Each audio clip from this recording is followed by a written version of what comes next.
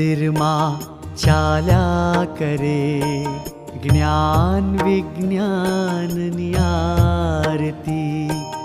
લોકો અહીં આવીને દર્શન કરે નિશ્ચયને વ્યવહારથી. આનંદ સહુનો વધે સંપૂર્ણ શાંતિ મળે